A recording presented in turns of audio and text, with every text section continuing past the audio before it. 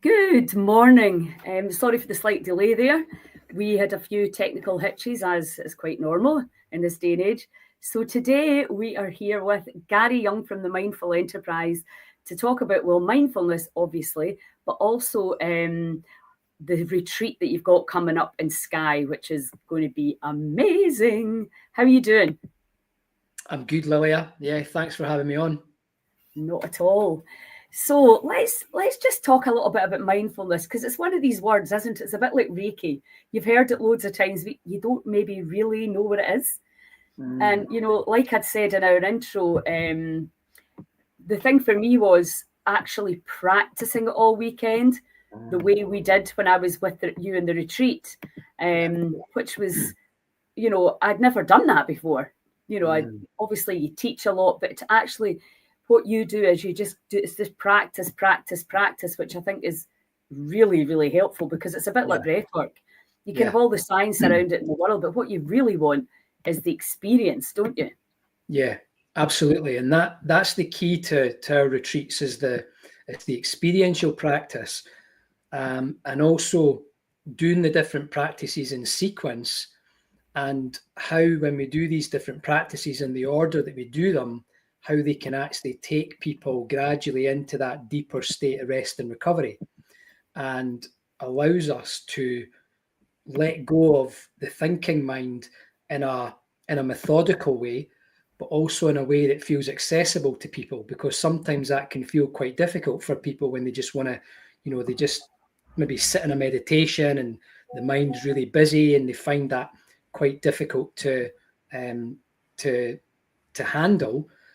But when it's done in a way that we do it, where we're getting into the nervous system first, we're giving people permission to just to relax, to let go, coming down gradually through settling the mind, grounding into the body, and then from there we can access all these other types of practices from a place of from a place of being rather than doing. Because when we're up in our heads, we're actively involved in thinking all the time. So we want to try to help people out of that state so we can transition to allow the body to experience the conditions that can support rest and recovery. Yeah, So and I mean that's really the whole thing, isn't it? It's we're either in this state of angst and stress where healing. I'm not saying it'll still not happen, but it take a lot longer. And what we yeah, really want to do is be in the state of restore, recovery, and repair. And yeah, also, I think we want to feel at peace. We just want to feel less stressed, less anxious. But I think if people are really, and I'm talking with myself over the last few months because as it happens, personal things happen in your life that are very challenging. yeah, I don't know how people survive without all the techniques that we've got I because know, I've had to pull every single one out the box, and even then, I've just sometimes just wanted to lie in my bed and not get up. I know, But so it's difficult when you're in that place to teach, isn't it? And that's yeah, why it's great to have people there for the retreat. And obviously, we're going to have the coolings, the spectacle of the coolings there to yeah, help that these use, that nature that helps you to recalibrate, and then, as you say, methodically going through the processes that you need to yeah, take you into that calm, more peaceful state. So, how would yeah. you sum up mindfulness?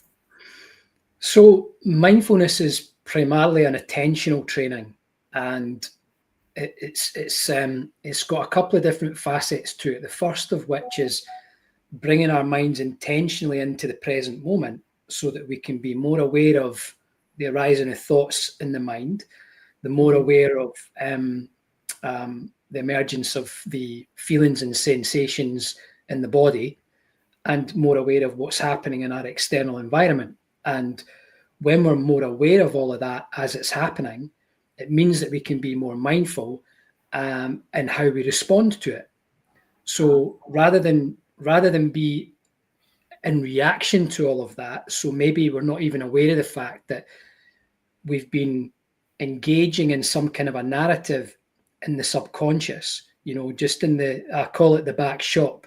We're in the back of the shop, and we're engaged in some kind of inner monologue that's churning away there. We're maybe not even aware or fully what the nature of the thinking was. And then all of a sudden, maybe the body is been getting a signal from the mind that is inducing stress. Mm-hmm. The stress is building in the body, the nervous system's tightening up, the body's becoming more tense. We're starting to bump up against lots of different emotions that might lead to us not being able to be our best when we're handling different situations. We might feel reactive. We might feel that we've got less tolerance for patience and all that kind of stuff. So what mindfulness is helping us to do is to just get a better awareness of what's happening in the mind, what's happening in the body, so that we can attend to it in a really skillful way. And also, what kind of attitudes do we normally take to what's arising in our experience? How do we normally relate to that? So maybe it's relating to some kind of a thought pattern that occupies our mind on a fairly regular basis. How do we relate to that? Is it with an attitude of fear and worry?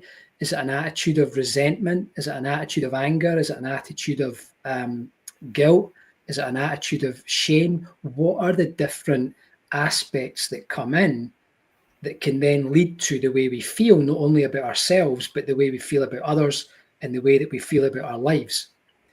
So this is how mindfulness is such a powerful practice, because it gives us a real solid foundation for our health, for our well-being, and for our growth. So if we can learn how to cultivate that and develop the art of being present more often, we're starting to notice patterns, habits, little tendencies that, the mind will has got many different little sort of ways in which it tries to deal with certain things, little sort of sneaky strategies and all that, like avoidance and, trying to block things out and denial and all that, escapism and all these things. So when we start to see those more clearly, we can start to see maybe the things that might cause us a little bit of difficulty in our lives on an intermittent basis. And that gives us the details in order to work with it. And we can also get lots of insight from the practice as well, a deeper insight, because the body, as you well know, is full of wisdom. But we just need to be present in the body to hear what it's communicating to us. But a lot of people live their lives from the neck up. So we're largely up in our heads all the time and very rarely actually just in the body, present in the body and aware of what's happening there. The more we can bring people out of the head into the body, very important for our health, very important for a health recovery if we're in health recovery, and very important for developing this inner calmness that can just create capacity for us to deal with all the tricky things that are going on, but feel like we can do it skillfully. Yeah, that's the thing, isn't it? I mean, it's the whole awareness. I know that certainly before I started learning this stuff, I would, like, for example, try to meditate. Before you know it, you spent 5 minutes thinking about absolute rubbish. Your mind had gone away, of course, and you hadn't even noticed because you were so in the story. And I'm not saying that never happens now, because of course it does. But I can, it is a practice of catching it that bit quicker. And I think, everybody that's coming to the Scotland's first ever pop-up healing centre, people are, whatever course they do, and obviously mindfulness is such a powerful one, because you go home with practical exercises that you can practice. Because listen, there's millions of brilliant retreats going on, and you can go and do all these things that everybody's doing, and it's great fun. And a big part of that's the community that you create. But ultimately, for the waves we may have to surf in the coming months and years, we need protocols and techniques that we can use on ourselves without any other healer, any other teacher, having to go to a class. And this is the thing, is learn all this stuff, when you're like well enough emotionally and physically to really practice it, so that when the shit hits the fan, as for most of us it does at some point, you have these tools to help you navigate the storm. That's right. And it's it's that inner capacity that we create through the practices that's when we're doing meditation, it's an accumulation, I guess, of resources within the body. The more we're doing it, it's accumulating. And mindfulness is the same, when we're dropping into the practices, and there's a variety of different ways we can practice mindfulness, which is great for people that maybe are less, feel like they can less connect with just a classic seated meditation practice. We'll do movement stuff, we'll do sound-based stuff, we'll do nature-based stuff, so there's various ways we can do it where we can get the benefit of that and the nourishment from it as well. So the retreat, as you say, that building in the resources now is so important. And it's a drum that I've been banging for a number of years, in terms of being able, looking ahead and kind of having an idea what's coming and saying, right, now's the time to get in here and do that, because the people who are, who have found this really more calm and contented place within themselves as these things are happening will be able to navigate the storm a bit easier. But if we've not really gone in and delved into that world of, physical sensation, emotional feelings, then, it could be, we might find that we're getting thrown around, and it could be, it could be a bit more challenging. So I think some of the things that are, that are particularly, surprising even from a mindfulness perspective is that even just using a recent example where I was guiding a class, and one of the members of the group came up to me at the end after everybody left and said, "Have you got a couple of minutes?" I said, yeah, no problem. She was basically explaining to me that something, she just didn't know what she'd been feeling, and it had been something that had been really causing her a lot of different difficulties over a number of weeks, and it was related to somebody that a family member that she lost. It was a real kind of it was a real emotive topic, and during one of the practices, she got the insight and understood from the practice why she was feeling the way she was feeling. And the insight that she got from that was that she hadn't allowed herself a chance to grieve. She'd tucked it all away. She'd been helping other people to be strong and keep everything normal. And she'd forgotten in the midst of that about getting the time herself to actually feel into those emotions. Mm-hmm. The practice had given her the insight of what she needed to do. So these are just some of these little things that can come along. And actually she cried as well. She cried, and she afterwards she felt, because she'd been holding on. She'd been holding on for so long, but it gave her something. It gave her a safe support to be able to release it. I know, and that's just fantastic. And again, it's that just awareness that, because so often we're busy, when we don't have time to grieve. You've got to go back to work. You've got to go on with this. You've got to see to the kids. You've got, we hardly have time to have a child nowadays before you're thrown back into paying your bills, grieving people. It's a real issue, isn't it? And as you said there, the sensations in the body, which are the language of the body's like, hello. And so we're just like, have a coffee, have a glass of wine, do whatever you need to do, distraction, and get on with it, because at some level you do have to get on with it. But then eventually comes a straw that can break the camel's back, and the body just says, right, enough. And that's what we're seeing. I'm sure you're seeing it as much as me all around us right now, where people are overloaded quite literally on a metaphysical and physical level, and that will exhibit as a disease. So these techniques, like all the techniques, there's so many different ones around now, and everybody wants to say this one's better than that one, but they're not. They all work. But what you really need to do is just what's drawing your attention. What is your body saying? Come on, try that. Because I was working with somebody last week who had never done I'm laughing because I live in a world where everybody does breath work. So to meet somebody that had never done diaphragmatic breath work before, I was like, wow, there's still people there that don't know about this. I mean, that's just for me crazy. And you're just like, we need to, and I'm sure you're like that. You listen, you hear people, if they're in their mind a lot, they're usually in drama, they're usually in story, they're in the past, or they're projecting. And you know, when you practice these techniques, you can catch yourself that you're actually doing it to yourself, and that you're causing a lot of your own suffering. Now, that's not always the case, of course. There are awful things that happen, but for a lot of us day to day, it's our own minds that cause a lot of the issues. And then obviously the fear of death. Can we talk about that for a second?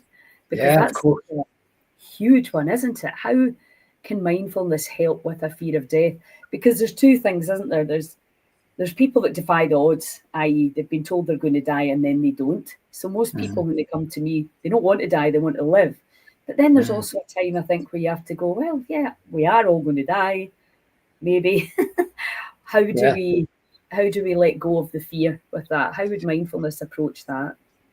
Yeah, good question. And it definitely would, because what mindfulness also is helping us to lean into are certain attitudes or pillars or principles, whatever you want to call them.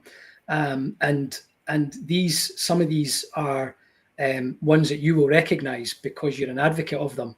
So trust, letting go, acceptance.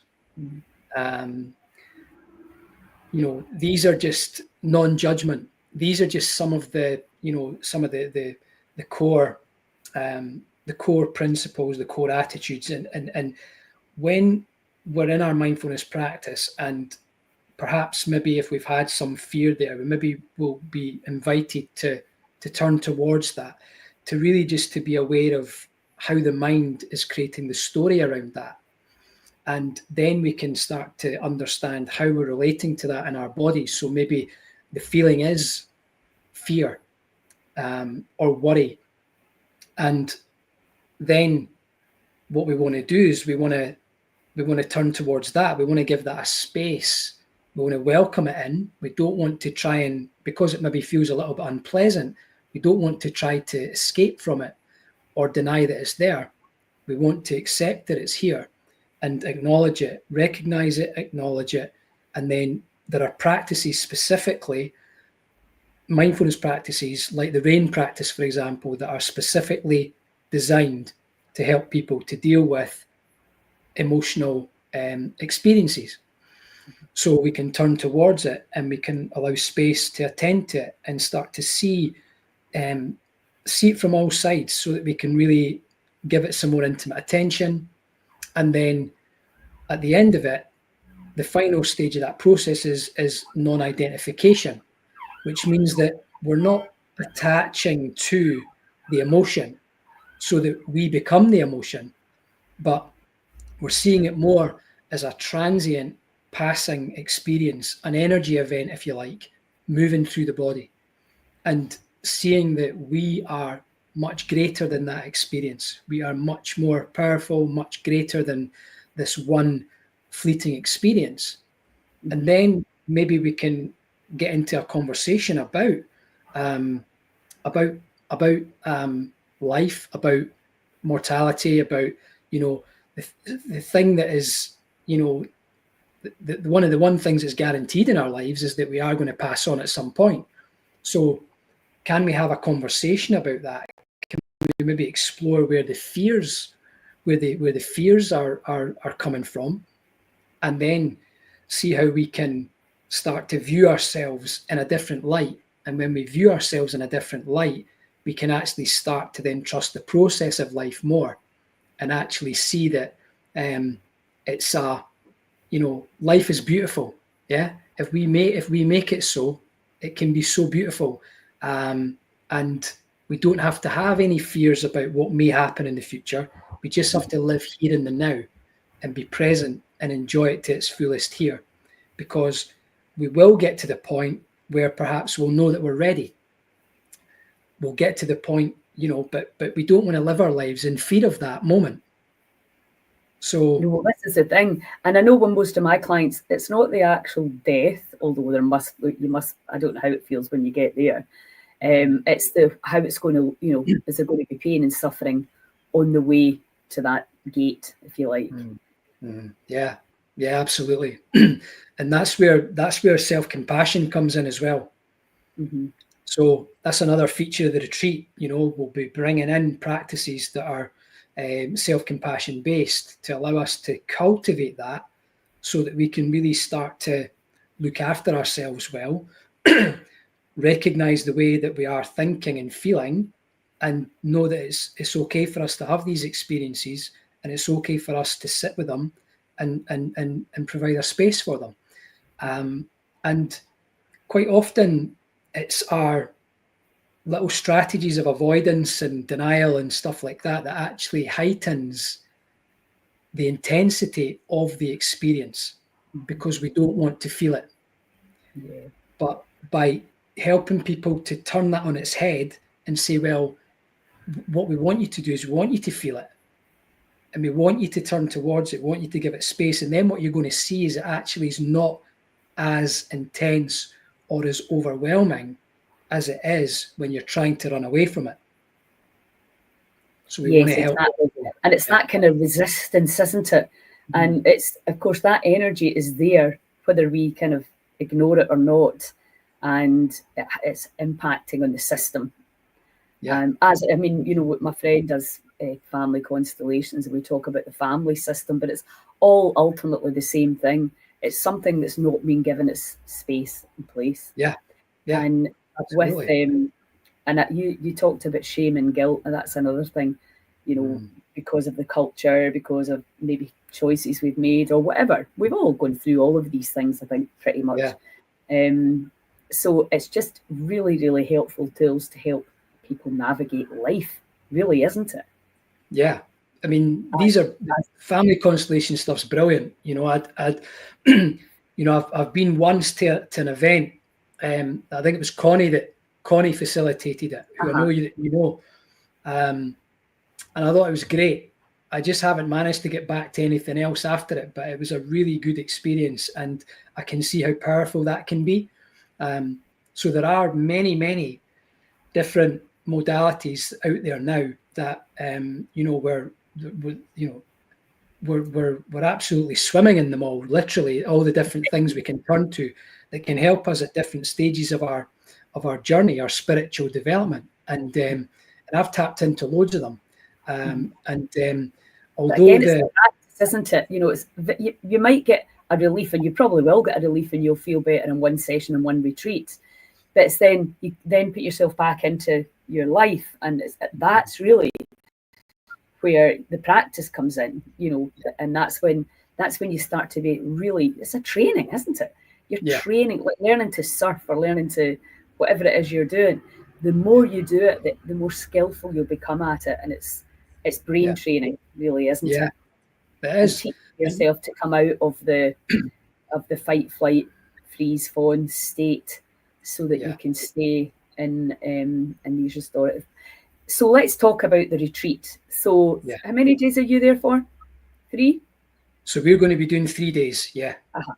Fantastic. That's a brilliant opportunity. And obviously we're in this new venue, which I'm going to see next week. I'm very excited. But the views are, I've been there, I've just not been in. The views are quite mind-blowing. And I think the land in Skye, it just blows me away. I'm actually excited about going there, because it's just jaw-droppingly gorgeous. So we're just so blessed to be able to use this space for the first pop-up healing centre, and then we're going to get a feel of what people need, what people want. So we've got a load of incredible things going on. So thanks so much for being part of it.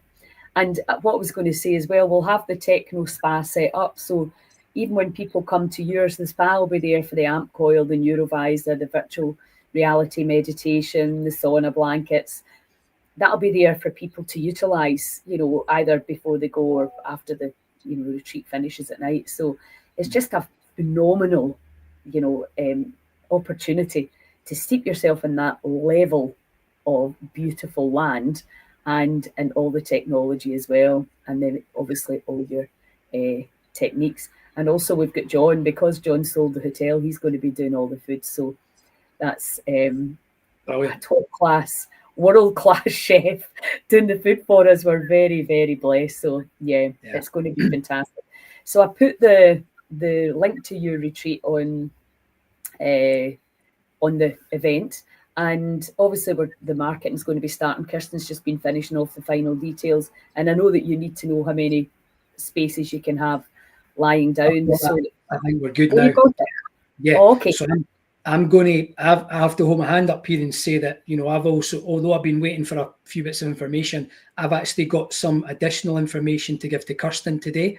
So we're going to get it put up on the website, and that will give a better description of the retreat so that people can really understand it better. But if I was to give a very brief summary, I would say that people are going to get they're going to get practices that are going to be really good for their nervous system. They're going to get practices that are based on somatics. So, you know, people understanding this whole kind of the mind-body connection and understanding how we can, you know, we can start to feel more comfortable being in the body through different practices. And we're going to do movement stuff. So there'll be a bit of Qigong. We're hoping to have somebody doing a bit of yoga. We'll be doing some sound bath with instruments and gongs and different things. We'll be getting out into nature. And in the evenings for the residents, the people that are doing the residential, we'll be coming together and doing some circles together as well, some sharing circles. So that's going to bring in the sort of maybe the more healing element to it, where we'll be able to maybe take some themes and we'll talk about them as in the group, in the circle. Anybody that wants to can contribute, can share. If anybody just wants to sit and listen, they don't want to share, that's okay too. So it's going to be a very, very, I guess, a voluntary process, but one that will be immersive, one that will be very meaningful in terms of what they can get out of the other side of that process, but also having all these tips then to take away and maybe selecting the ones that really they resonated with that could become part of their daily routine. So that's the... And two of the other things that are really important is that will there be places for locals? Well, I think we will. I was thinking about that because initially I thought it might not be easy to do that, but I'm thinking that if we have day tickets for locals to come in and be there just for the day, and they could come in and do that, and then the residents, we can do some more stuff in the evening after the day guests are gone, which is a little bit more, a little bit more intimate in the evenings, and that. So I think the answer is yes. I would say that it's probably going to be easier just to do a day ticket than an actual, like, you can come in for like an hour or 2 hours. Yeah, no, I think it's day tickets or nothing because it's too much. It's going to be too much hassle. Yeah, well, that would be great. Anyway, you can decide that and obviously get it on the site. What about the other thing that we're doing that's pretty unique is we're going to be streaming live certain parts of courses that are relevant. Obviously, a lot of the stuff that we all do is private. That will not be getting live streamed. But in terms of an introduction to a practice or a practice where the camera can be on you just describing the practice, and people at home can join in. So will there be anything that we can do that with? Yeah, for sure. Yeah, brilliant. What I'll do is I'll actually mark these in the schedule prior to the event, and I'll obviously feed that information into you so that we can do that and we can schedule some of the stuff, the things that are easiest to do that for. Yeah. Fantastic. It's going to be great. I'm just so excited about it, and I'm excited about going to Skye and really getting the feel for this new venue. And I'm so happy to be at the Coolins, because when I was at John's the last time, you're just kind of like, you can just sit. I'm just imagining a bonfire, no rain, and sitting at the bonfire looking at the mountains. Right. And is this awesome. When you do your little recce, ask John how long it, you know, if in terms of like a walk or, you know, is there a... I'll suss all that out. Yeah. How I long will would it suss take out to do it? and get different times, different walks and different times. I want to do a fair bit of hiking when I'm up there myself. So and see where we can go straight from the property. And maybe, we have to take a few cars, but I'll suss all that out and let you know next week. Brilliant. I'll do some videos. Okie Fab. dokie. Excellent. I look forward to it. Yeah, I know, it's very exciting. Well, listen, it's great to see you. And I've got so much to catch up with you about Bali and all the other things you're doing. But hopefully in Skye, we'll get to catch up properly. Absolutely, if not before. And yeah, and if anybody's watching this on replay and they have any questions, feel free to contact either myself or Gary. Or if you need a chat before you book, then just let us know. Yeah. No problem. That's right. And we're there at the end of February, aren't we? Yes, end of Feb. I'm not got the exact dates here, but it's in the box. Yeah. Okie dokie. Fab. Thanks, Delia. Thanks everyone. Bye.